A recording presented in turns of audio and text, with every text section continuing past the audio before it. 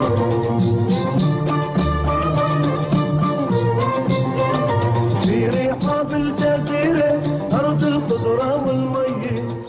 Jazeera is the area in eastern Syria located in the Euphrates Basin. It includes the governorates of Al-Hasakah, Deir ez-Zor, and Raqqa.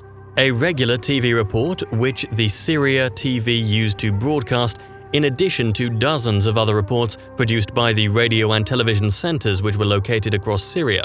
Those reports were aimed at reassuring 22 million Syrians that their wheat produce fills the silos and goes smoothly to the bakeries to produce their daily bread and achieve their food security under rule of the Ba'ath Party. Cameras were roaming eastern Syria at the time, looking for a smiling farmer who was embracing his crop and another hitting his shovel on the ground cultivating trees and fruits. Those cameras were neither allowed to capture the cracked soil there nor to report on the migration of a farmer who sold his livestock to buy a ticket to Damascus in search of a job opportunity as his land dried up. When investigating the reasons for the most severe droughts that hit the richest agricultural parts of Syria, one will encounter a statistic that the Syrian regime clung to, and still.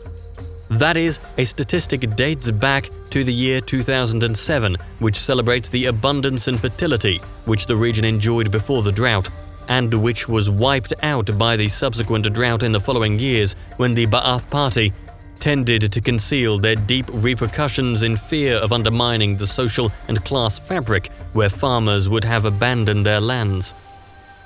Numbers have no longer any connection with reality. 20% of Syrians working agriculture. 6 million hectares of arable land, 3 million hectares are rain-fed land, and 1.5 million of irrigated lands. Agriculture contribution to the GDP was 26% at the time. Just the tip of the iceberg of fake numbers, wiped out by the drought whose results the Syrian official establishment had not dared to publicly publish after 2007. On the 26th of November 2008, it seemed that the drought had begun to pose a threat to the structure of the Syrian society, and that the future suggested a humanitarian catastrophe would befall the country. This came in a telegram sent by the United States Embassy in Damascus to the US State Department and a number of diplomatic missions and US intelligence agencies, according to a leaked document published by WikiLeaks. The cable referred to a report launched by the UN Office for the Cooperation of Humanitarian Affairs entitled UN Drought Appeal for Syria 2008, where the report expected a social dislocation in the Syrian fabric, which would cause the country to lose its political stability. That was 2.5 years before the outbreak of the revolution against the Ba'ath regime in Syria in 2011. The alarm that the UN sounded early in Syria was not only based on a typical drought crisis in which any region of the world could pass, but it was drawing its significance from 3 points. The first point is that the drought began in Syria in 2007 and continued until 2010, was exceptional, and it was different from the droughts that the country had previously experienced in the 1950s and 1970s. Rather, it reached a point that it was compared to the drought that struck Syria in 1902, which doubled the desert areas in the country over successive years. The second part is that the place hit by drought is the Syrian food reservoir, Al Jazeera region, which extends over 3 Syrian governorates, namely Al-Hasakah, Deir ez-Zor, and Raqqa. Together, they constitute half of the country's area and include more than 60% of agricultural lands and contains about 60% of Syria's water resources, n cubic meters annually, estimated at 30 billion cubic meters according to official statistics. Al Jazeera also produces about 60% of the Syrian wheat, 80% of cotton, and half of the country's livestock, which are the most vital strategic resource in the country. Not to mention that the region was home to half of the labor force in the agricultural sector in Syria. That is about 10% of the Syrian workforce. The third and most important point is that the politics of the Syrian regime, especially after Bashar al-Assad assumed power, directly contributed to creating a major crisis in the agricultural sector, as Assad's project in shifting the country's economy to the social market economy had disastrous effects on farmers, cutting the subsidization for many of their resources, such as increasing fuel prices.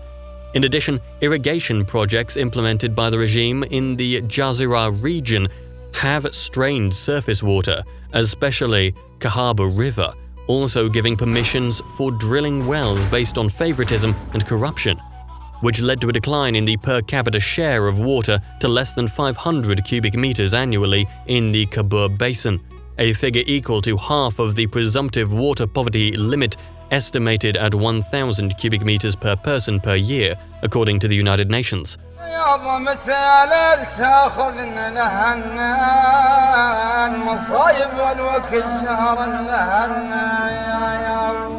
The years 2007, 2008, and 2009 passed by. About 1.3 million Syrians found themselves lost their livelihoods, where the UN reported that 800,000 Syrian farmers have completely lost their livelihoods. Ironically, the regime that for 45 years propagated the slogan of protecting the peasant worked hand in hand with the climate change sweeping the planet, thus raising fuel prices, a fact which made it impossible for farmers to irrigate their lands in a scarcity of rain.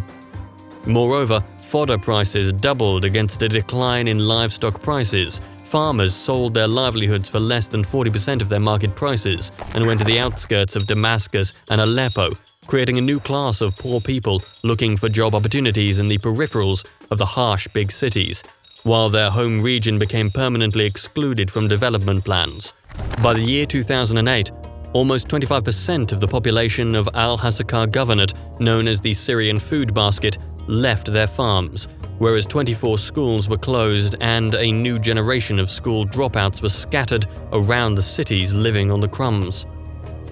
The Syrian regime has not been able to conceal the impacts of the disaster, and the program Fi Rahab al-Jazeera was no longer sufficient to sell out illusions to the majority of people. The United Nations, the FAO, and other international organizations published their reports warning of a grim future which the country will come through after a drought that the official authorities could not stand, admitting their inability through shy reports that came out from the Statistics Directorate of the Ministry of Agriculture and with official statements by its minister. The regime recognized a threefold increase in the price of water, a 50% decrease in land fertility, 2,500 families working in agriculture and livestock have been significantly affected, and a 70% drop in animal prices. Numbers were well below reality. The regime itself knew that it was on the verge of a disaster. And contrary to his habit of neglecting major domestic issues in his speeches and consuming the minutes of his regular press conversations, however, Assad was aware that the issue of drought might turn the tables on him.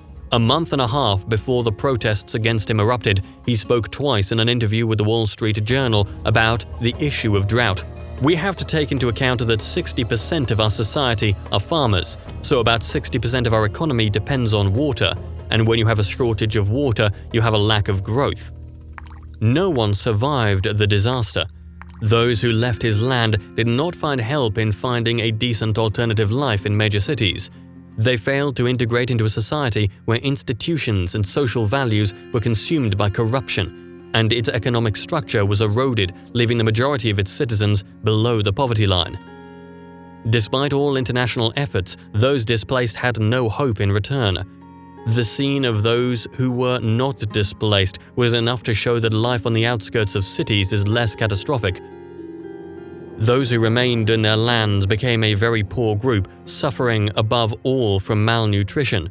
A report issued by the UNICEF in 2009 showed that 42% of the children of Raqqa Governorate were suffering from anemia, besides the outbreak of new diseases in the region, which the little UN aid did not help to counter. The Ba'ath Party lived through a troubled relationship during its history with the Al Jazeera region, and it helped to destroy the region's social and economic structure over 40 years. Ba'ath Party treated the region with exceptional cruelty and disorganization, starting with the application of the agrarian reform law in a different approach from the rest of the Syrian regions, and a randomness which generated hatred in the region between families and clans that the Ba'ath delegated to represent it and others whose lands were misappropriated.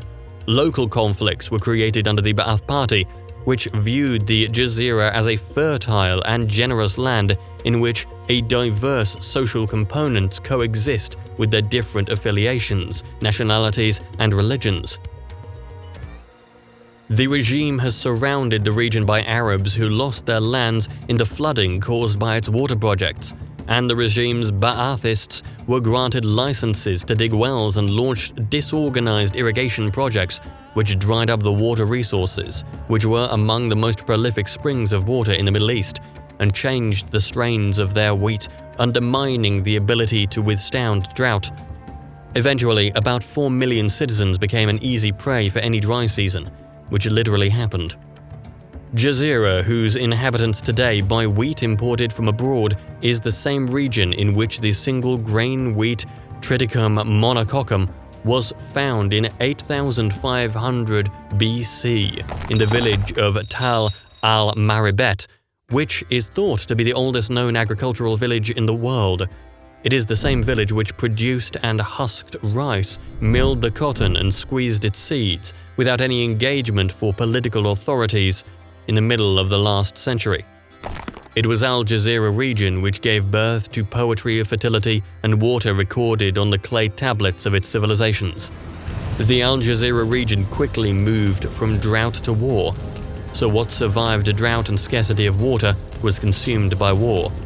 Those who endured the lean years and returned to their farms to restart their livelihoods would be befallen by fire devouring their crops. Thousands of fires during this summer wreaked havoc on the Al Jazira region, with parties to the conflict exchanging accusations of responsibility. However, whoever the perpetrator was, it was the last nail in the coffin of fertility and the memorial plaque to the grave of Al Jazira wheat.